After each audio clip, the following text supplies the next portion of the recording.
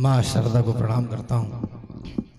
सम्मानित मंच और नांगलवाड़ी बुजुर्ग के वो तमाम संस्कारी लोग जो इस कार्यक्रम की बुनियाद में इस समिति के माध्यम से लगे हैं।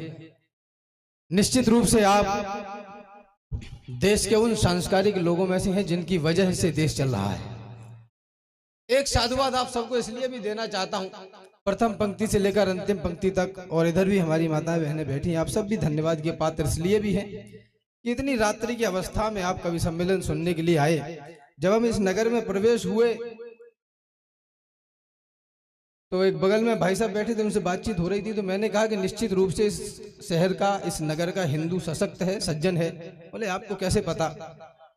मैंने बस इतना ही कहा कि मैं इतना जानता हूं, जिस नगर का मंदिर साफ, स्वच्छ, शुद्ध और पवित्र मिल जाए, ये समझ जाना कि उस नगर का हिंदू जागृत हो चुका है।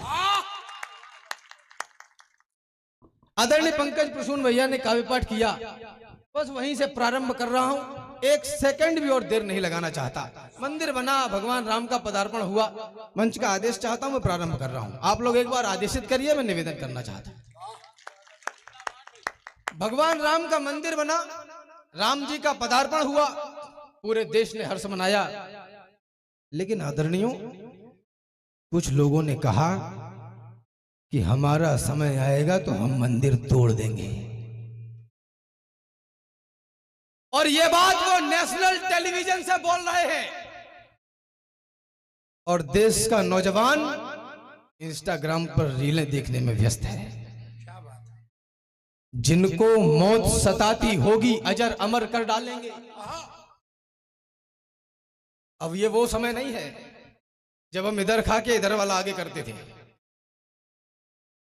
जिनको मौत सताती होगी अजर अमर कर डालेंगे।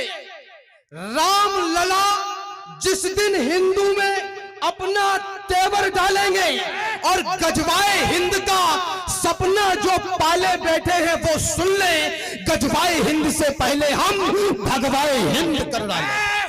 जय जय श्री राम। गजवाए हिंद से पहले हम भगवाए हिंद कर डालेंगे। कहा कि 22 तारीख को हम नहीं जाएंगे। इतने लंबे लंबे टीके जिनके माथों पर चुनाव के दौरान सजते हैं, जनेऊ कोर्ट के बाहर डाला जाता है, और वो कहते हैं कि हम 22 तारीख को नहीं जाएंगे। मैंने उसी दिन कहा, आपकी चेतना जागे, बोले कि हम 22 को नहीं जाएंगे। मैंने कहा तुम 24 को भी नहीं जाओगे।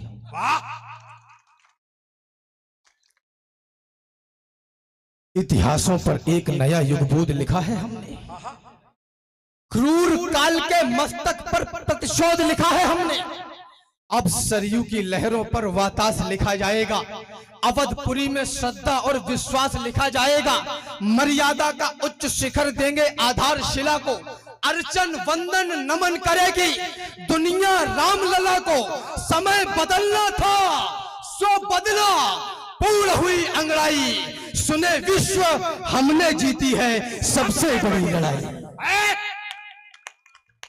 सुने विश्व हमने जीती है सबसे बड़ी लड़ाई। तो अरे राम भक्तों, पुरखों की आन भूल मत जाना। लाखों रुपए खर्च किए होंगे आपने इस कार्यक्रम को सजाने में, और हमको आदेशित किया कि राम की बात करनी है। लेकिन वहां बीच में से कुछ उठे, उन्होंने कहा चलो हो गया कि मजा नहीं आ रहा। जिनकी आंखों का मर गया पानी, जो उन्नति के सपने भी बुन नहीं सकते, वो इस देश की मिट्टी पे जान क्या देंगे जो इस देश की बातें भी सुन नहीं सकते। अरे राम भक्तों, पुरखों की आन भूल मत जाना। कोठारी बंधु का दैवीय दान भूल मत जाना। श्रीमंत अशोक सिंघल का वह आह्वान भूल मत जाना। उमा रमा के उद्योगों की तान भूल मत जाना। 500 वर्ष तक झेले हैं संताप भूल मत जाना।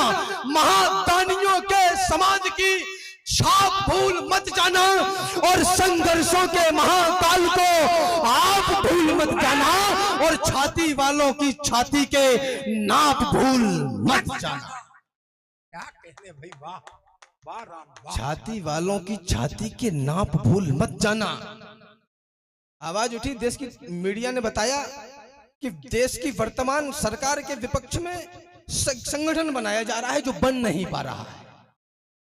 आप सबकी चेतना जागृत हो। मैंने कहा संगठन चलाने के लिए एसी कमरों में बैठकर देश के नेशनल टेलीविजन के 10-5 माइक रखकर संगठन नहीं चलता है।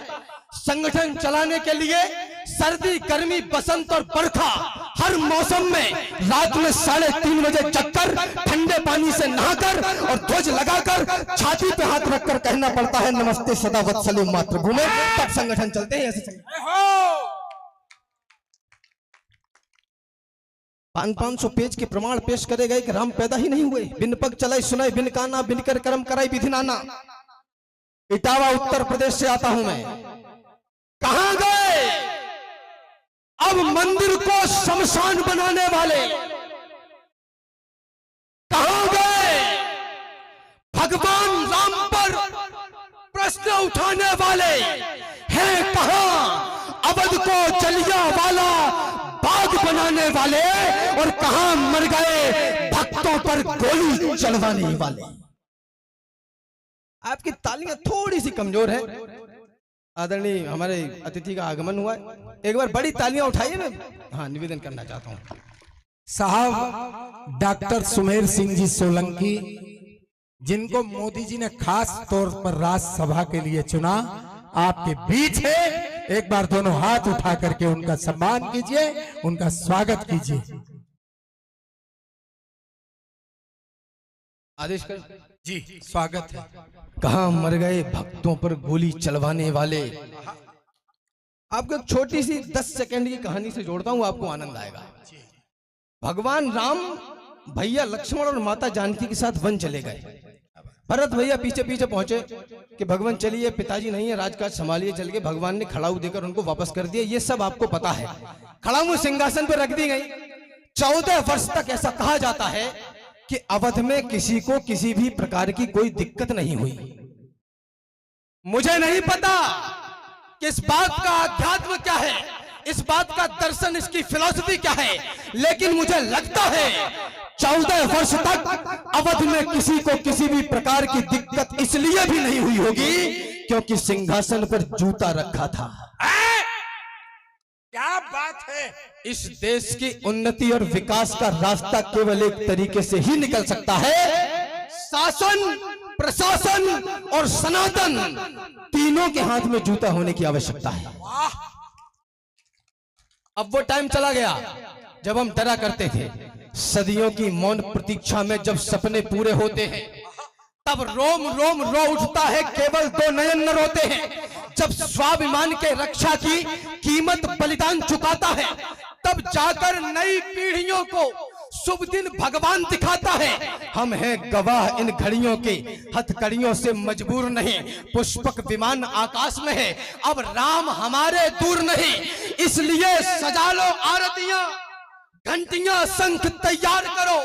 अब राम बनेंगे राजा, अपने राजा का सत्कार करो। सत्कार आस्था का करिए जो टिकी रही। युग बीत गए, जो राम द्रोही थे हार गए, जो राम भक्त थे जीत गए।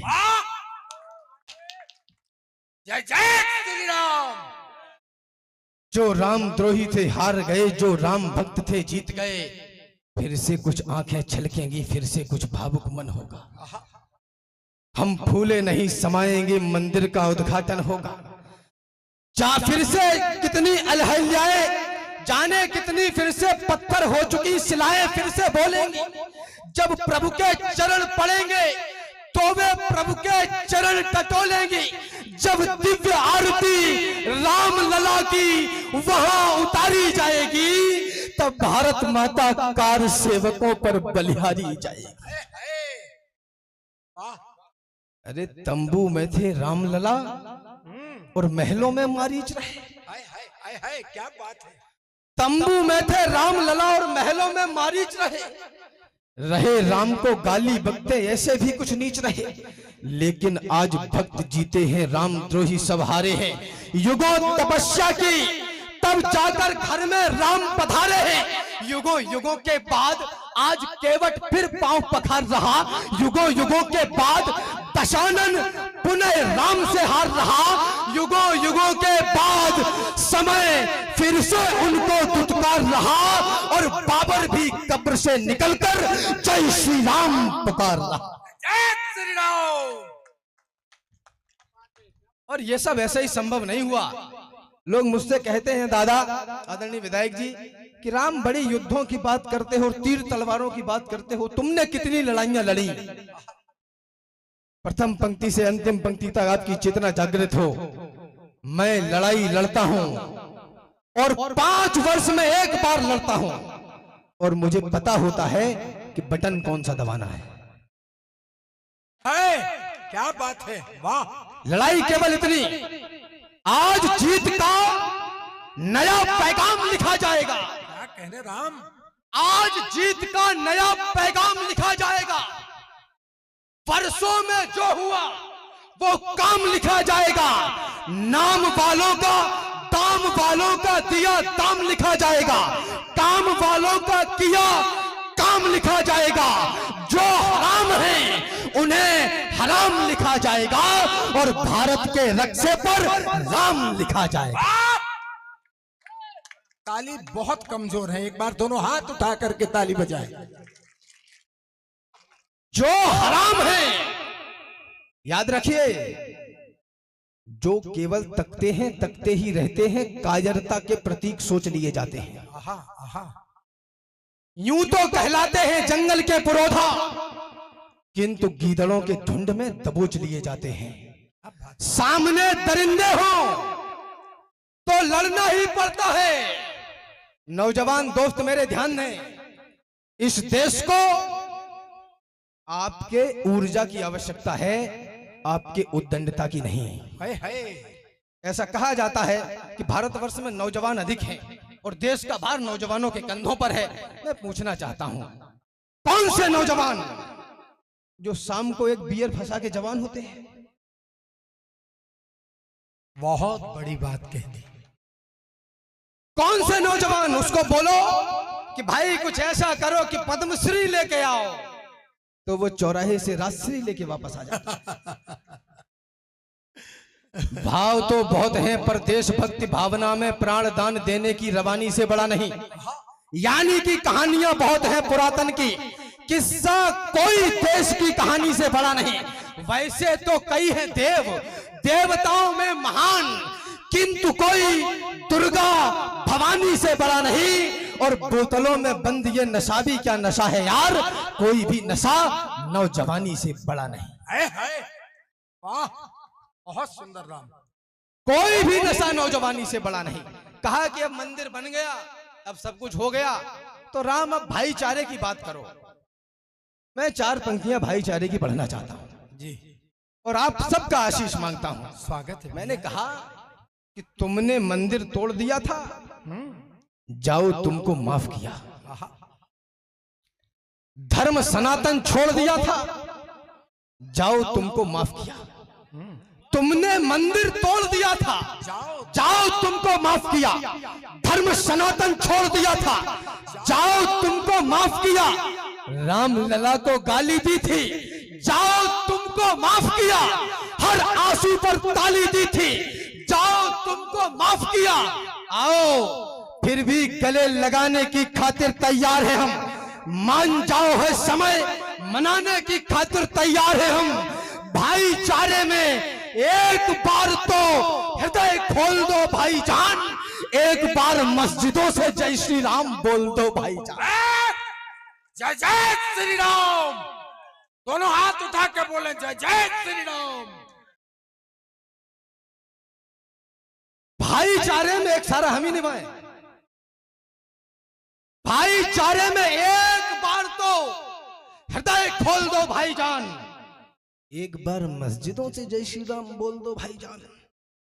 अरे इसी जगह पर 4 भुजा में प्रकट हुए थे नारायण, इसी जगह के कारण लिखी वाल्मीकि ने रामायण। इसी जगह से अश्वमेध के घोड़े चारों ओर गए, इसी जगह पर ब्रह्मा और महेश करों को जोड़ गए, इसी जगह पर दिव्य भवन शोभायमान था सदियों से, इसी जगह पर राम जन्म का भी प्रमाण था सदियों से, इसी जगह पर सनातनी सम्मान बसा था सदियों से, और इसी जगह पर भक्तों का भगवान बसा था सदियों से।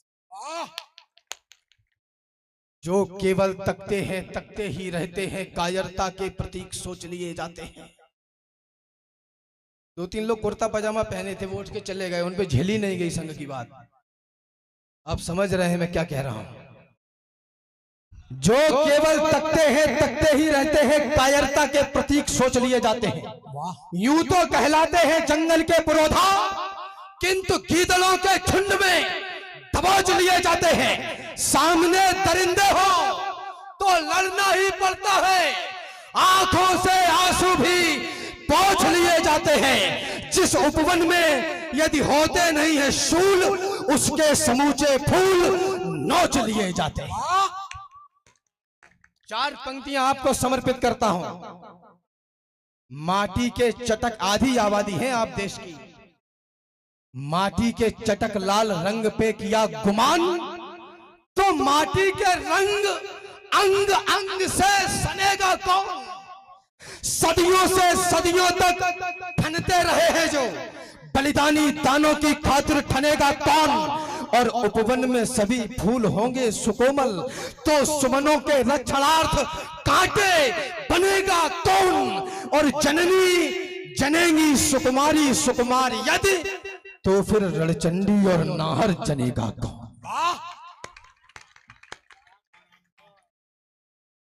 राजा चुन रहे हैं आप केवल नमक पानी पे। एक बारीक और कड़वी टिप्पणी आपको समर्पित करता चलूं। जिस देश का नागरिक केवल सुविधाओं के लिए वोट करता हो, वह इस देश के बलिदान को कभी सम्मान नहीं दे पाएगा। सही बात है। कोई घास खाकर भी जिया है सर उठा करके, कोई घास खाकर भी जिया है सर उठा करके, कोई चीरा गया है बीच से जिंदा लिटा करके, किसी ने कंचनी काया जला डाली है जौहर में, किसी ने पुत्र कटवाए हैं माटी की धरोहर में। तुम्हें भी शुद्ध चुनने में कोई दिक्कत नहीं होगी अगर तुम सोच लोगे एक पल भी घास की रोटी। राजा चुन रहे हैं आप केवल नमक पानी पे, जो मांगे भीख तो धिक्कार है दिल्ली दीवानी पे।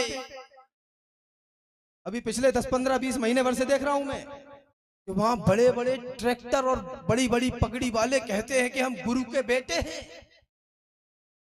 हम दिल्ली घेरेंगे, हम किसान हैं। 4 पंक्तियां आपके मंच से, पवित्र मंच से कहना चाहता हूं। सारा देश यही कहता है, हंसता हुआ किसान चाहिए। मुझे तो तरस आता है दिल्ली के लोगों पर। उत्तर प्रदेश घेर के देखो, जिन लोगों ने सीएए और एनआरसी में सरकारी बसों को एक पत्थर भी मारा और उसकी फोटो आ गई, तो अगले दिन बाबा ने 10 करोड़ का खर्रा भेजा है। वाह! बोले सरकारी संपत्ति तोड़ी है, इसको भरो। बोले साहब हम तो सब्जी बेचते हैं, हमारे पास पैसे नहीं है। बोला कोई नहीं, 10 साल तक नगर पालिका में झाड़ू लगाओ। वाह! सारा देश यही कहता है, हंसता हुआ किसान चाहिए, धानी और सुनहरे रंग से ढके खेत खलिहान चाहिए। लौटा सकते हो तो लाओ, लाल किले की शान चाहिए। जिसको खालिस्तान चाहिए, हमको उसकी जान चाहिए। जिंदाबाद राम। जिनको खालिस्तान चाहिए, हमको उसकी जान चाहिए। राजा चुन रहे हैं आप केवल नमक पानी पे, जो मांगे भीख तो धिक्कार है दिल्ली दीवानी पे। इकट्ठे झुंड में टिड्डे फसल बर्बाद कर देंगे, ये तुमको इस धरा पर देखना अपवाद कर देंगे। उधर बंदूक है, पिस्टल है, चाकू है और तलवारें। वो ताकतवर है तो कमजोर को क्यों लात ना मारे। जो हो कमजोर तो मर जाओ, क्यों बोझा बढ़ाते हो। यशस्वी देश की यशता पे क्यों कालिख लगाते हो। वाह! यशस्वी देश की यशता पे क्यों काबे कालिख लगाते हो? बारिश में छत टपक रही हो। जवानी ही भवानी है, जो कुछ करना है अभी कर लो, बुढ़ापे में सीढ़ियां भी चढ़ उतर नहीं पाओगे। क्या कहने? क्या होगा ज्यादा से ज्यादा? आपकी मृत्यु से बड़ा घाटा आपके जीवन में नहीं होगा। और मान लो मर भी गए तो 9-10 महीने में फिर वापस आना है, क्योंकि इतने अच्छे कर्म तो करे नहीं कि ईश्वर कहेगा कि please sir stay some here, stay some time, ऐसा तो कहेगा नहीं, लौट के तो इधर ही आना। तो उसमें कुछ, बारिश में छत टपक रही हो तो सावन के झूले मत झूलो, प्यार करो, पागल हो जाओ, लेकिन कभी युद्ध मत भूलो। अंतिम 4 पंक्तियां पढ़ के अपना स्थान ले रहा हूं। मुझे नहीं पता वर्तमान परिप्रेक्ष्य में ये पंक्तियां कितनी रिलायबल है, लेकिन आने वाले 10, 20, 30 सालों में भारतवर्ष के लिए ये नई चिंता का विषय बनने वाला है। भेज दी औलाद तुमने मिशनरी स्कूल में। आहा आहा आहा, वाह, बड़ा। My lord and my mother Mary.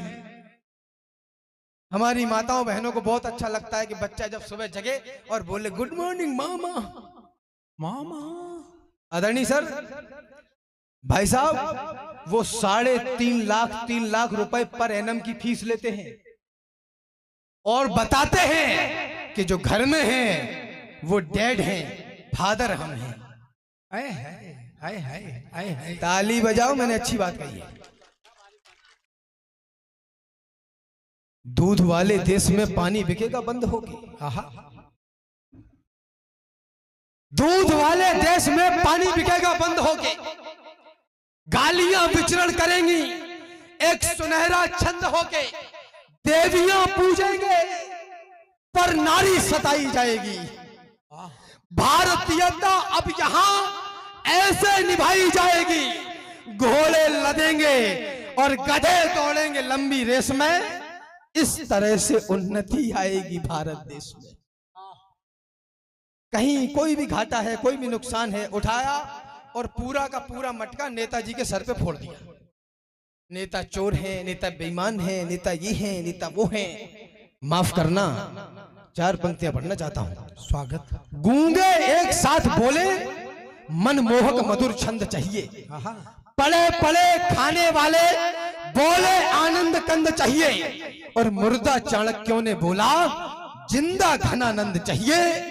और बेईमान बस्ती वालों को राजा हरिश्चंद्र चाहिए। किसको सुनाए राष्ट्रीयता के नए पद छंद में, किससे कहूं इस देश का निर्बाध अंतर्द्वंद में। कौन सुनता है कथाएं अब यहाँ बलिदान की, लोरियां भाने लगी हैं सभी को आराम की। कौन पूछे बिस्मिलों की माओ का क्या हाल है, किसको पड़ी है देश ये कितना कहां बेहाल है। दोष देते हैं सभी सरकार जिम्मेदार है, देश के इस हाल पर नेताओं को धिक्कार है। ये चैन है आपका तो फिर कहो धिक्कार कैसा, और बुरा कहने का है तुमको भला अधिकार कैसा। पिछले चुनावों में तुम ही तो नोट लेते दिख गए, और कुछ गद्दार थे जो बोतलों में बिक गए। है नियम संसार का, जिसने किया वो ही भरेगा। चोर पालेंगे तो क्या चोरी पड़ोसी की करेगा। वाह वाह वाह वाह राम। अरे रैलियों में झूमकर जयकार करता कौन है। भैया जी संघर्ष करो, हम तुम्हारे साथ हैं। भेज दी औलाद तुमने मिशनरी स्कूल में, है बहुत ही कष्टकारी आप औंधी भूल में। मुझे विदा करें। भेज दी औलाद तुमने मिशनरी स्कूल में, है बहुत ही कष्टकारी आप औंधी भूल में। आधुनिक शिक्षा बता गर्दन दबाई जा रही है, आपकी औलाद ईसाई बनाई जा रही है।